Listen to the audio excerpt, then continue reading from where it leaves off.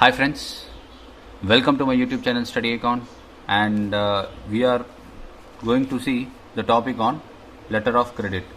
So letter of credit வந்துட்டு already பிரின்சிபல்ஸ்லையும் பார்த்துருக்கோம். So இதில் வந்து அதனால ரூல்ஸ் அண்ட் ரெகுலேஷன்ஸ் ஒரு சின்ன கான்செப்ட் ரிவிஷன் கூட பண்ணிடலாம்.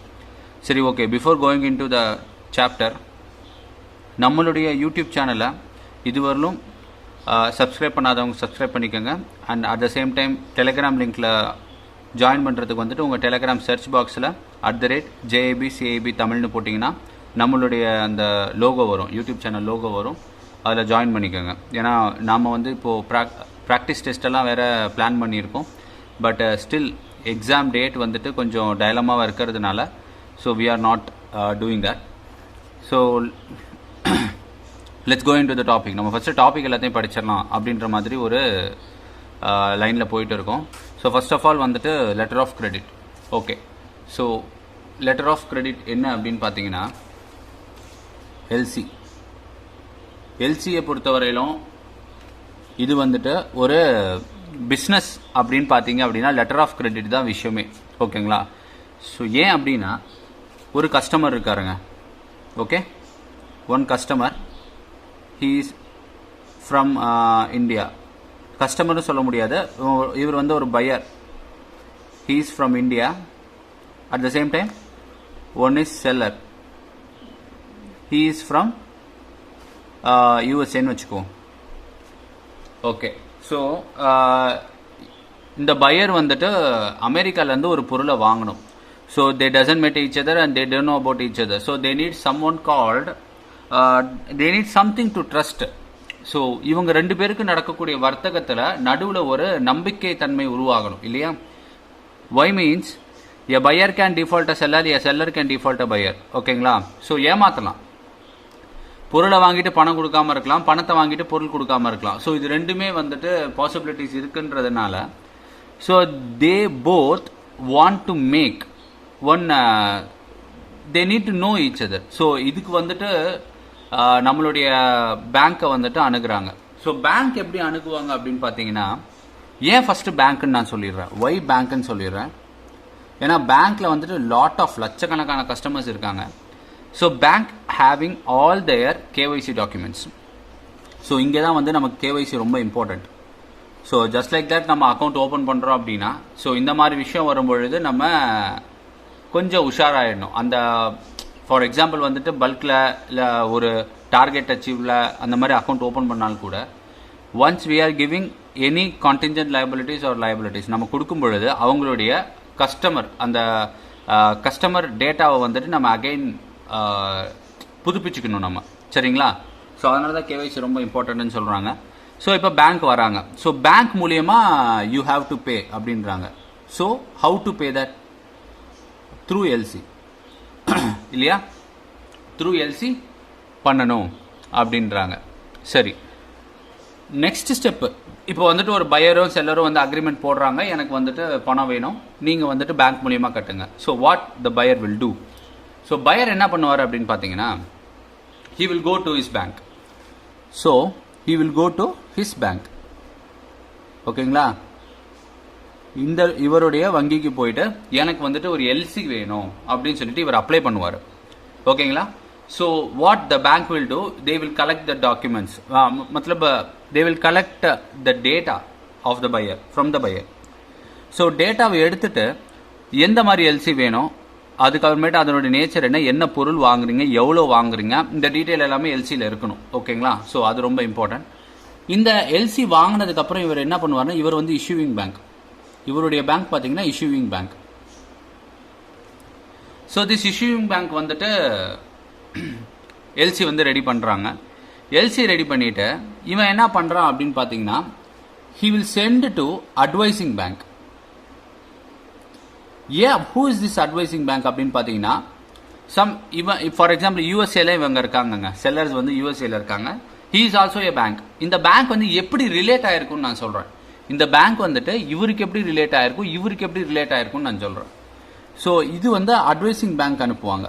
ஸோ அட்வைசிங் பேங்க் என்ன பண்ணுவாங்க அப்படின்னா, ஃபார் எக்ஸாம்பிள் இந்த இஷ்யூயிங் பேங்கினுடைய கரஸ்பாண்டன்ட், அதாவது கரஸ்பாண்டன்ட் அப்படின்னா ஃப்ரெண்டுன்னு ஞாபகம் வச்சுக்கலாம். இஷ்யூயிங் பேங்கினுடைய ஃப்ரெண்டு பேங்க் வந்துட்டு அங்கே இருக்குன்னு வச்சுக்கோங்களேன். இவனுக்காக அவன் வேலை செஞ்சு கொடுப்பான். அப்போ வந்து இவனை பற்றி அவனை நல்லா தெரியும். இவன் வந்துட்டு ஒரு எல்சி கொடுக்குறான் அப்படின்னா அது வந்து கரெக்டாக இருக்கும் அப்படின்றத இவன் அட்வைஸ் பண்ணுவான். யாருக்கு? செல்லருக்கு. ஓகேங்களா? சரி, ஓகே. பட் இவனுக்குமே யாரும் தெரியாதுன்னு வச்சுக்கோங்களேன். இது வந்து ரொம்ப சின்ன பேங்காக இருக்கும். இது வந்துட்டு இந்த பேங்க் பேரை கூட கேள்விப்பட்டதில்லை அப்படின்ற பட்சத்தில் என்ன பண்ணுவாங்கன்னா, he will ask another confirmation called confirming bank. he is also, இதுவும் இந்தியாவில் இருக்க பேங்க் தான். சரிங்களா? இந்த கேஸில் இந்தியாவில் இருக்க பேங்க். ஸோ இவன் வந்து கன்ஃபார்மிங் பேங்க்னுடைய ஒர்க் என்ன தெரியுங்களா? கேரண்டி கொடுப்பான். என்ன கேரண்டி அப்படின்னா, திஸ் பேங்க் குட் பேங்க், அதாவது இந்த பேங்க் ஒரு நல்ல பேங்க், இவங்க வந்து ரூல்ஸ் அண்ட் ரெகுலேஷன் ஃபாலோ பண்ணிட்டு இருக்காங்க, எந்த ஒரு டிஃபால்ட்டும் இல்லை, ஸோ இவங்க எல்சியே நீங்க கன்சிடர் பண்ணலாம் அப்படின்ற மாதிரி ஒரு கேரண்டி கொடுப்பாங்க. அவன் தான் confirming bank. Okay. So finally after getting confirmation, this advising bank will send the LC to seller. So seller என்ன பண்ணுவானா, அவனும் டக்குன்னு கொடுக்க மாட்டான். ஏன்னா பேங்க் பார்த்துட்டாங்கன்னா இருந்தாலும் அவன் அந்த எல்சியை ஒரு டைம் பார்ப்பான், அதில் ஏதாவது டிஸ்கிரிபன்சிஸ் இருக்கான்னு பார்ப்பான். ஸோ பார்த்துட்டு என்ன பண்ணுவான் அப்படின்னு பார்த்தீங்கன்னா, he will make the shipment. So shipment பண்ணாதான் பில் ஆஃப் லேடிங்னு கிடைக்கும். ஸோ ஜென்ரலாக பார்த்தீங்க அப்படின்னா இப்போ வந்து மெனி மீன்ஸ் ஆஃப் டிரான்ஸ்போர்ட் இருக்கு. பட் ட்ரெடிஷ்னலாக பார்த்தீங்க அப்படின்னா ஒன்லி த்ரூ கப்பலில் தான் வந்துட்டு எல்லாமே வந்துட்டு இருந்தது. ஸோ அதனால தான் பில் ஆஃப் லேடிங் தான் வந்துட்டு டைட்டில் ஆஃப் டாக்குமெண்ட்டில் ரொம்ப இம்பார்ட்டன்ட். அண்ட் அது மட்டும் தான் டைட்டில் ஆஃப் டாக்குமெண்ட்டை நம்ம யூஸ் பண்ணணும் ஆஸ் பர் ரூல் பார்த்தீங்கன்னா.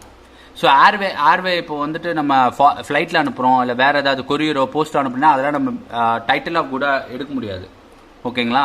பட் இருந்தாலும் எல்சியில் வந்துட்டு வேறு ஆப்ஷன் கிடையாது நமக்கு. So we are considering that. இப்போ இந்த யூஎஸ்ஏ வந்துட்டு என்ன பண்ணுறான்னா அனுப்பிச்சிட்றான். So he make the shipment. Okay.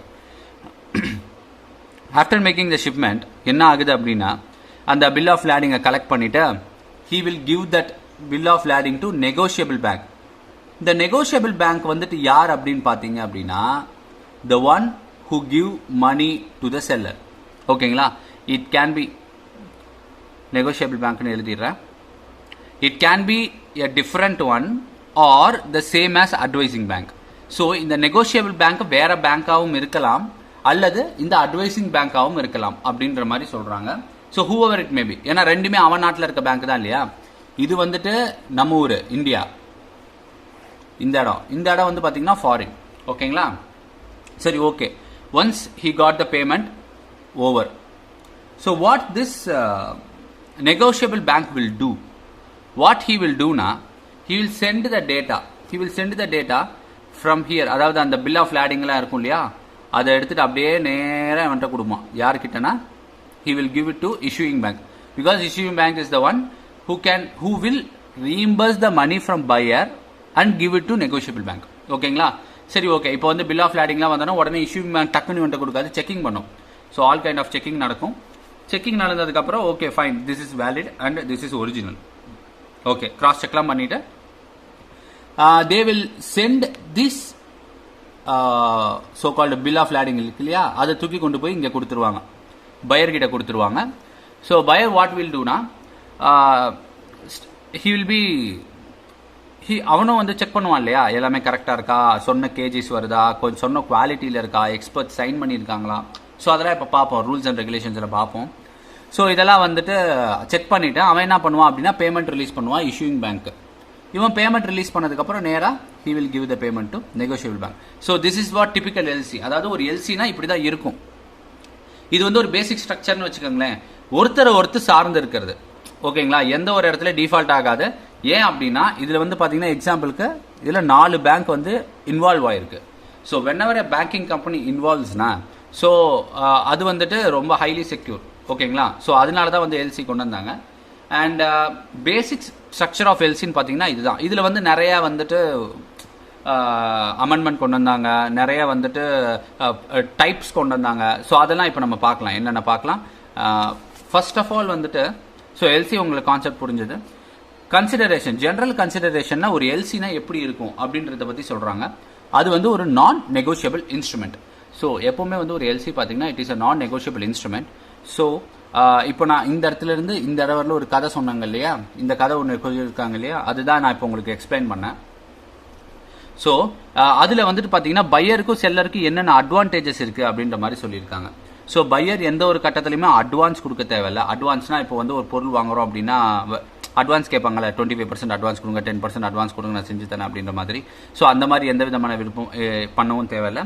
At the same time எல்சியில் 2 டைப் ஆஃப் பில் இருக்குது. ஒன்று பார்த்தீங்கன்னா சைட் பில்னு சொல்லுவாங்க, இன்னொன்று யூசன்ஸ் பில்னு சொல்லுவாங்க. சைட் பில் என்னன்னா அந்த இன்ஸ்டன்ட்லேயே வந்துட்டு நீங்கள் பணம் கொடுக்கணும், பில்லு கொடுத்தோன்னே நீங்கள் பணம் கொடுத்துடணும். யூசன்ஸ் பில்னா அதில் வந்து டைம் இருக்கும், ஓவர் பீரியட் ஆஃப் டைம்னு சொல்லுவாங்க. ஃபார் எக்ஸாம்பிள் 6 மந்த் டைம்னா 6 மந்த் முடிஞ்சு அந்த மெச்சூரிட்டி முடிஞ்சதுக்கப்புறம் நீங்கள் பணம் கொடுத்தா போதும். ஓகேங்களா? ஸோ இந்த மாதிரி 2 டைப் ஆஃப் இருக்கு. அதுதான் வந்துட்டு பையருக்கு இன்னொரு அட்வான்டேஜ் பார்த்தீங்கன்னா யூசன்ஸ் பில்லும் அவங்க யூஸ் பண்ணிக்கலாம் அப்படின்ற மாதிரி சொல்கிறாங்க. நெக்ஸ்ட் வந்து பார்த்தீங்க அப்படின்னா ஒரு பையர் வந்துட்டு ஒரு பொருளை கண்ணுக்கே தெரியாதவன்ட்ட வாங்கும் பொழுது அந்த பொருளினுடைய குவாலிட்டி வந்துட்டு இவன் எப்படி செக் பண்ணலாம் அப்படின்னு பார்த்தீங்கன்னா அந்த எல்சியில் he can mention that. So இந்த பொருள் நான் வாங்க போகிறேன், இதனுடைய குவாலிட்டி இந்த தரத்தில் இருக்கணும், இதை வந்துட்டு ஒருத்தர் சர்டிஃபிகேட் பண்ணியிருக்கணும், இல்லை ஒரு குரூப் ஆஃப் மெம்பர்ஸ் சர்டிஃபிகேட் பண்ணியிருக்கணும் அந்த எல்சியில் எழுதியிருக்காங்க அப்படின்னா that LC will do that. ஓகேங்களா? அப்போ தான் வந்துட்டு அவனுக்கு பேமெண்ட் கிடைக்கும். அதனால் கண்டிப்பாக அந்த சப்ளையர், அதாவது அந்த செல்லராக என்ன பண்ணுவான் அப்படின்னா ஹி வில் மேக் இட். ஓகேங்களா? ஸோ நெக்ஸ்ட் வந்துட்டு செல்லருக்கு என்ன ஒரு அட்வான்டேஜ் அப்படின்னு பார்த்தீங்கன்னா கண்டிப்பாக அவனுக்கு பேமெண்ட் வந்துடுங்க. ஸோ நோ ப்ராப்ளம், கண்டிப்பாக அவனுக்கு பேமெண்ட் வந்துடும், டிஃபால்ட் ஆகிறதுக்கு சான்ஸே கிடையாது. அட் த சேம் டைம் அந்த செல்லருக்கு வந்துட்டு பார்த்தீங்க அப்படின்னா அந்த பேக்கிங்கு பக்காவாக பேக் பண்ணி அந்த பில் ஆஃப் லேடிங்கு இதெல்லாம் வாங்குறது வந்துட்டு அவருடைய சாமர்த்தியமாக இருக்கணும். ஓகேங்களா? சாமர்த்தியன்றதை விட அந்த வேர்டிங்ஸ் எல்லாம் ரொம்ப இம்பார்ட்டன்ட். எல்சியை பொறுத்தவரைக்கும் wordings very very important. So அதனால செல்லர் பாயிண்ட் ஆஃப் வியூவில் என்ன பண்ணணும் அப்படின்னா இந்த பில் ஆஃப் லேடிங்கில் டைட்டில் குட்ஸ் வந்து ரொம்ப ரொம்ப இம்பார்ட்டன்ட். ஒரு எஸ் அதிகமாக இருந்தாலோ இல்லை ஒரு வேர்டு அதிகமாக இருந்தாலோ he cannot claim the payment. ஓகேங்களா? சரி, ஓகே. நெக்ஸ்ட் வந்துட்டு parties of letter of credit, அதை நான் இப்போ எக்ஸ்பிளைன் பண்ணேன். So importer, exporter, issuing bank. So இந்த டயக்ராம் பார்த்தீங்கன்னா உங்களுக்கு புரியும். இதுதான் வந்துட்டு பார்ட்டிஸ். ஓகேங்களா? இதுதான் வந்துட்டு letter of credit parties. So types of letter of credit நம்ம போயிடலாம் டேரெக்டாக. So types of letter of credit, first of all வந்துட்டு acceptance credit. Acceptance credit is just like side credit. ஓகேங்களா? ஸோ சைட் கிரெடிட்டாக இருக்கட்டும், சைட் கிரெடிட்னா நான் சொன்னேன் இல்லையா, நீங்கள் கொடுத்தோன்னே அக்செப்ட் பண்ணிட்டு பணம் கொடுக்குறது. ஸோ இன்கேஸ் யூசன்ஸ் பில் அப்படின்னா அந்த டைம் நீங்கள் வந்து டெலிவரி கொடுத்துருவீங்க, ப்ராடக்ட் டெலிவரி ஆகிடும். ப்ராடக்ட் டெலிவரி ஆன பிறகு he will make some kind of timings, அதாவது மெச்சூரிட்டி மாதிரி. ஒரு 6 மந்த்ல we will be releasing the payment, 3 மந்த்ல we will be releasing the payment, just like that he will be doing, right? அது வந்துட்டு யூசன்ஸ் பில். ஸோ இது வந்து acceptance credit அப்படின்னு சொல்லிட்டு சொல்லுவாங்க. Next, irrevocable. Irrevocable is something like you cannot cancel the letter of credit. அவ்வளோதான். So irrevocable letter of credit தான் எப்போவுமே சேஃபஸ்ட் letter of credit. இது வந்துட்டு என்ன அப்படின்னா நிறையா வந்துட்டு ப்ராப்ளம் இருந்தது ரிவோக்கபிள் இருக்கப்போ. ஏன்னா இவன் இந்த பக்கம் கேன்சல் பண்ணுவான், அவன் அந்த பக்கம் கேன்சல் பண்ணுவான். ஸோ பெனிஃபிஷரி யாரு, அதாவது இந்த ஆக்சுவலாக இந்த எல்சியில் வந்துட்டு பெனிஃபிஷரி யாருன்னு பார்த்தீங்கன்னா இவர் தான். ஓகேவா? ஸோ இவருடைய கன்சர்ன் இல்லாமல் நீங்கள் லெட்டர் ஆஃப் கிரெடிட்டை கேன்சல் பண்ண முடியாது. இவர் அப்ளிகண்ட்டு, இவர் வந்து பெனிஃபிஷரி. ஓகேங்களா? ஸோ நம்ம கேன்சல் பண்ண முடியாது. அதனால தான் இப்போ என்ன பண்ணிட்டாங்க அப்படின்னா யூசிபிடி, அதாவது யூசிபிடிசி அப்படின்ற கோடு இருக்குது 600, அதில் வந்து எல்லாமே வந்துட்டு இர்ரிவோக்கபிளாக பண்ணிட்டாங்க. எல்லா லெட்டர் ஆஃப் கிரெடிட்டுமே இப்போ வந்துட்டு இர்ரிவோக்கபிள் அப்படின்ற மாதிரி சொல்லிட்டாங்க. ஸோ கன்ஃபார்ம்டு கிரெடிட் அப்படின்னு பார்த்தீங்கன்னா இர்ரிவோக்கபிள் லெட்டர் ஆஃப் கிரெடிட்டை வந்து கன்ஃபார்ம் கிரெடிட்னு சொல்லுவாங்க. ஆக்சுவலாக இந்த யூனிட்ல பார்த்தீங்க அப்படின்னா கிரெடிட் அப்படின்னா வந்துட்டு எல்சி மட்டும்தான், வேற நம்ம நார்மல் கிரெடிட் கிடையாது. ஸோ நிறைய இடத்துல கிரெடிட்னு தான் கொடுத்துருப்பாங்க. ஓகேங்களா? So irrevocable letter of credit வந்துட்டு எப்படி, அதுதான் வந்து கன்ஃபார்ம் கிரெடிட்டாக சொல்ல முடியும். ஏன்னா அதுதான் வந்துட்டு என்ன அப்படின்னு பார்த்தீங்கன்னா யாராலையுமே கேன்சல் பண்ண முடியாது. அப்படி கேன்சல் பண்ணணும்னாலும் எல்லா அதாவது அங்கே இருக்க எல்லா பார்ட்டியினுடைய கன்சர்னும் தேவைப்படும். ஓகேங்களா? நெக்ஸ்ட் வந்துட்டு வித் ரீகோர்ஸ், வித்தவுட் ரீகோர்ஸ். இது வந்து ரொம்ப ரொம்ப இம்பார்ட்டன்ட். சரிங்களா? ஸோ ஃபர்ஸ்ட் வந்துட்டு வித் ரீகோர்ஸ்னா என்ன அப்படின்னு பார்க்கலாம். வித் ரீகோர்ஸ்னா என்ன அப்படின்னு பார்த்தீங்கன்னா இப்போ நான் வந்துட்டு சொன்னேன் இந்த செல்லர் இருக்காரு இல்லைங்களா, ஸோ செல்லர் எல்லாமே பண்ணிட்டாரு, ஆனால் அவருக்கு ஃபர்ஸ்டே பேமெண்ட் கிடைச்சிருது. ஸோ ஃபர்ஸ்ட் பேமெண்ட் கிடைச்சோன்னா இவருடைய அந்த பொறுப்புன்னு இருக்கு இல்லையா, அதாவது இவருடைய லயபிலிட்டி, அந்த பொருளை தரமான முறையில் கொண்டு போய் இவர்கிட்ட சேர்க்கணும், அது இவருடைய லயபிலிட்டி. இது வந்துட்டு வித் ரீகோர்ஸ் அப்படின்னு பார்த்தீங்கன்னா அந்த லயபிலிட்டி இவன் அந்த பொருளை கைக்கு வர வரையிலுமே வித் ரீகோர்ஸ்ல இருக்கும். வித்தவுட் ரீகோர்ஸ்னா என்னன்னா இவன் பணம் வந்துருச்சு அப்படின்னாலும் முடிஞ்சு போச்சு, இவனுடைய லயபிலிட்டி ஓவர். மற்றதெல்லாம் வந்துட்டு ஷிப்பிங் கம்பெனிஸ் இவன் கதை சொல்லிட்டு இருப்பாங்க.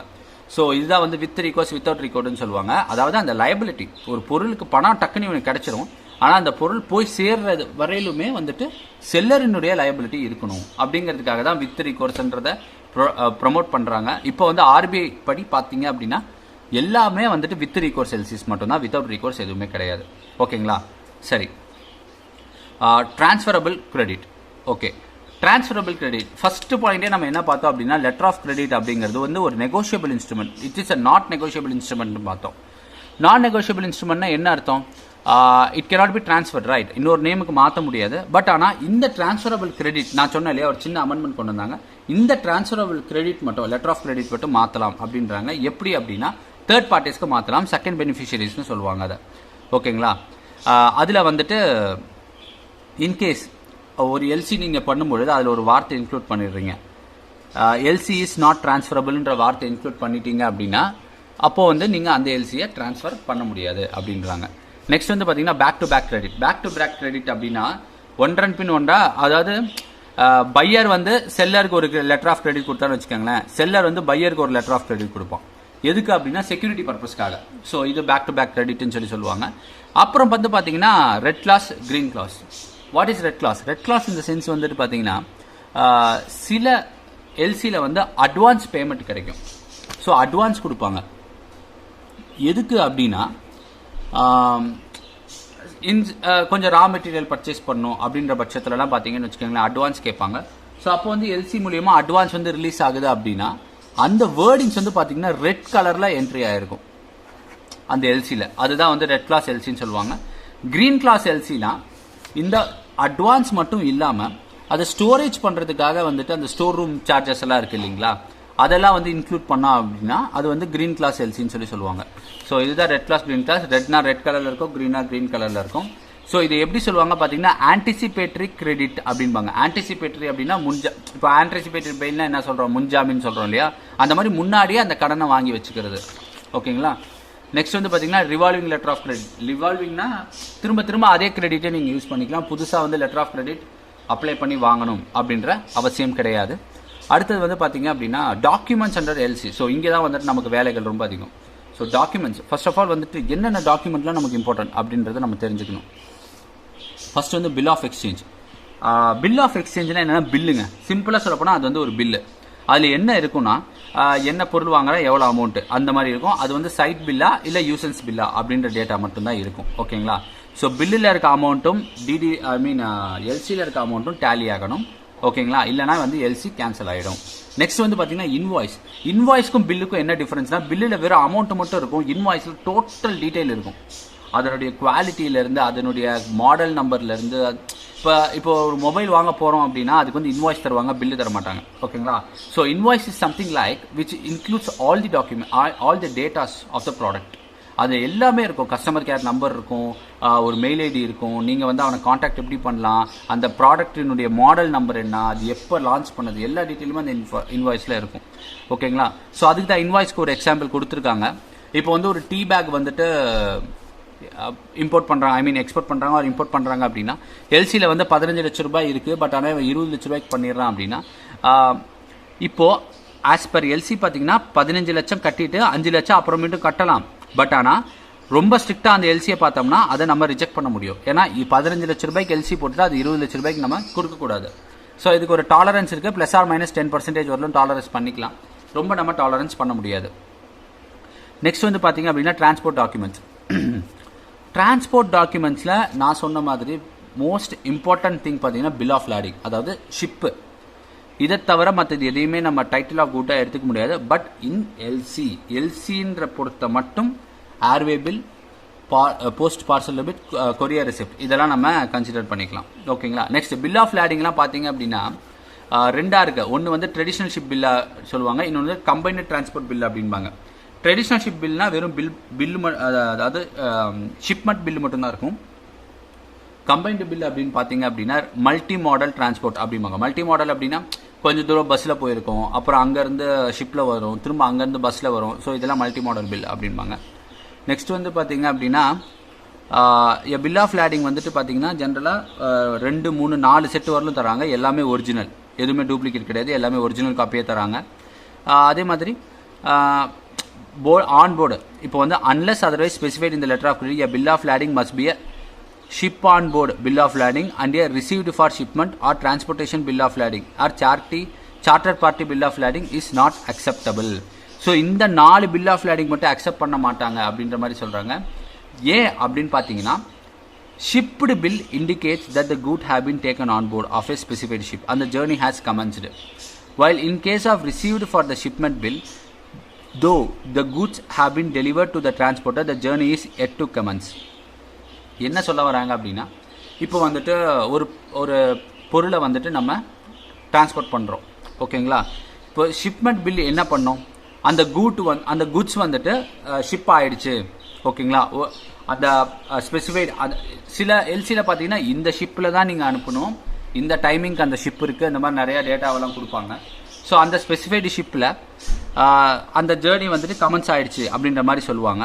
ஸோ கமென்ஸ் ஆயிடுச்சு, அதே நேரத்தில் ரிசீவ் ஆயிடுச்சு. ஸோ அந்த டைமில் வந்துட்டு இந்த 2 பில்லினுடைய அந்த வேலை முடிஞ்சிடும். அந்த bill of lading, total bill of lading மட்டும்தான் நம்ம எடுத்துக்க முடியும், ஓகேங்களா. ஸோ நெக்ஸ்ட் வந்து பார்த்தீங்க அப்படின்னா ஏர்வே பில் அப்படின்றது ஃப்ளைட்டு. ஸோ சம்திங் சேம், அதை நம்ம யூஸ் பண்ண முடியாத டைட்டிலாக கூட, பட் எல்சிக்கு பண்ணுறோம். போஸ்ட் பார்சல், கொரியர் ரிசிப்ட் அதே தான். Insurance documents finally.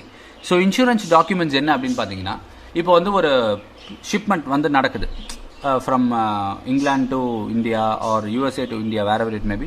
ஒரு ஷிப்மெண்ட் நடக்குது அப்படின்னா, நடுவில் ஏதாவது ஒரு இயற்கை சீற்றத்தால் நடக்குது அப்படின்னா, அந்த நஷ்ட ஈடு வழங்குறதுக்கு தான் வந்துட்டு அந்த இன்சூரன்ஸ் பண்ணுவாங்க. அந்த இன்சூரன்ஸும் வந்து நம்ம இந்த கம்பெனியில் போடணும், இவ்வளோ அமௌண்ட்டுக்கு இருக்கணும், இத்தனை % கவர் ஆகணும் அப்படின்ற மாதிரி டேட்டாஸில் எல்சியில் மென்ஷன் பண்ணிக்கலாம்.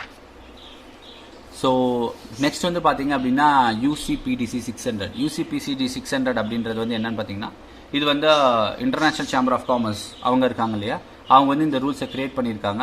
அதாவது பழசில் 49 ஆர்டிகல் இருந்தது, இப்போ 39 மாற்றிருக்காங்க, ப்ரிசைஸ் பண்ணியிருக்காங்க. 600 லெட்டர்ஸ், 600 வேர்ட்ஸ்குள்ளே தான் ஒரு எல்சி இருக்கணும் அப்படின்ற மாதிரி கொண்டு வந்திருக்காங்க. இதில் வந்துட்டு ஒரு மெயின் அட்வான்டேஜ் என்ன அப்படின்னு பார்த்தீங்கன்னா, it will work only 5 days. 5 days banking தான், Monday to Friday. So Saturday Sunday இதுக்கு லீவ் தான், ஓகேங்களா. ஸோ அந்த மாதிரி தான் வந்து அந்த கோட் டிசைன் பண்ணியிருக்காங்க. வேறு ஒன்றும் ரொம்ப இம்பார்ட்டன்ட் கிடையாது. இந்த இடத்துல பார்த்தீங்கன்னா கொஞ்சம் கேஸ் ஸ்டடிஸ், ஒரு 2 கேஸ் ஸ்டடிஸ் கொடுத்துருக்காங்க, அதை மட்டும் எக்ஸ்பிளைன் பண்ணிடுறேன். என்ன அப்படின்னா, பேங்க் ஆப்ளிகேஷன் பிரைமரி. அதாவது ஃபர்ஸ்ட் ஆஃப் ஆல் வந்துட்டு ஒரு எல்சி அப்படின்னா அது ஃபெயிலியர் ஆச்சுன்னா பேங்க் பேமெண்ட் தான் பண்ணி ஆகணும், ஓகேங்களா. ஸோ இந்த இடத்துல வந்து பார்த்தீங்கன்னா ஒரு ரஷ்யன் ஃபர்முக்கு வந்து ஒரு ப்ராப்ளம் நடக்குது. என்ன அப்படின்னு பார்த்தீங்கன்னா, ஒரு ரஷ்யன் ஃபர்ம் வந்துட்டு ஒரு பொருள் வாங்குறாங்க, அது 25% வந்துட்டு முன்னாடியே கொடுத்துடணும், 75% வந்து அப்புறமாட்டி கொடுத்துக்கலாம் அப்படின்ற மாதிரி ஒரு டீல் நடக்குது. அந்த டீலில் வந்து அந்த இந்தியன் கம்பெனி, ஃபார் எக்ஸாம்பிள் வந்துட்டு ரஷ்யாவிலேருந்து இந்தியாவுக்கு வருதுன்னு வச்சுக்குவோம். ரஷ்யாவிலேருந்து இந்தியாவுக்கு வந்துட்டு ஒரு மெஷின் வருதுங்க, ஓகேங்களா. ஸோ இந்தியன் கம்பெனி என்ன பண்ணுறான், எல்சி கிரியேட் பண்ணுறான், 25% அட்வான்ஸாக கொடுத்துட்டான், அவனுக்கு 75% பெண்டிங் இருக்குது, ஓகேங்களா. இப்போ என்ன நடக்குது அப்படின்னா, இந்த மெஷின் உள்ளே வந்துருச்சு, உள்ளே வந்துட்டு இந்த 6 மாதமா 6 months 75% அமௌண்ட்டுக்கு டைம் கொடுத்துருக்காங்கன்னு வச்சுக்கோங்க. இந்த மெஷின் 2 மாதத்தில் கெட்டு போயிடுதுங்க.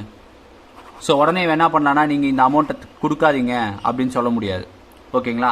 ஏன் அப்படின்னா, ஸோ இன்கேஸ் வந்து இந்த அமௌண்ட்டு கொடுக்காதீங்க, ஆக்சுவலாக அவன் அதான் சொல்லியிருக்கான். இந்த இந்தியன் கம்பெனி என்ன பண்ணியிருக்கான் அப்படின்னா, ஹைகோர்ட்டில் போயிட்டு இந்த அமௌண்ட்டை ரிலீஸ் பண்ணக்கூடாது அப்படின்னு சொல்லியிருக்கான். ஸோ அப்போ ஹைகோர்ட் என்ன சொல்லியிருக்கு அப்படின்னா, இதில் நாங்கள் இன்டர்ஃபியர் ஆக முடியாது, இன்டர்நேஷ்னல் ட்ரேட் இது. ஸோ 2 நாடுகளுக்கு இடையே உள்ள அந்த வர்த்தக இது பாதிக்கும். அட் த சேம் டைம் நீங்கள் எல்சியில் இந்த ப்ராப்பரான குவாலிட்டியை பற்றி எதுவுமே நீங்கள் சொல்லலை, இன்கேஸ் நீங்கள் சொல்லியிருக்கீங்க அப்படின்னா நீங்கள் கிளைம் பண்ணலாம் அப்படின்ற மாதிரி கோர்ட்டை தீர்ப்பு சொல்லிடுச்சு. ஸோ அதனால தான் சொல்லுவாங்க, ரொம்ப இம்பார்ட்டண்ட்டாக நம்ம வந்துட்டு அந்த எல்சி வேர்டிங்ஸ்லாம் ரொம்ப ரொம்ப இம்பார்ட்டண்ட்டு. ஸோ ஒரு எல்சியில் வந்து பார்த்தீங்க அப்படின்னா, quality of goods should be checked by experts. ஆக்சுவலாக இதுதான் வர வேண்டியது, ஓகேங்களா. ஸோ டைப்பிங் மிஸ்டேக்ல என்ன ஆச்சுன்னா, இந்த எஸ் போயிடுச்சு, எக்ஸ்பர்ட்னு ஆயிடுச்சு. எக்ஸ்பர்ட் அப்படின்னு பார்த்தீங்கன்னா ஒருத்தர் தான் இல்லையா. ஸோ அப்போ சிங்குலர் ப்ளூரல், இதனாலேயே அந்த எல்சி வந்துட்டு ப்ராப்ளம் ஆச்சு, ஓகேங்களா. ஸோ அதனால் we have to be very careful on doing LC. Next வந்து பார்த்தீங்க அப்படின்னா, கமர்ஷியல் பேங்க்.